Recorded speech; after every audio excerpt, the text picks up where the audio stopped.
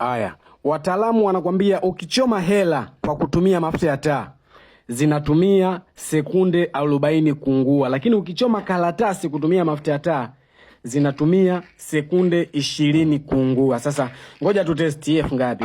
F ngapi? F9. Tushapoteza hela nyingi. Ngoja tufanye test bwana. Kitu nacho cha kusikia sio kizuri. Hapa tunachoma karatasi, tuangalie zinatumia sekunde ngapi. Karatasi kama mnavyoona.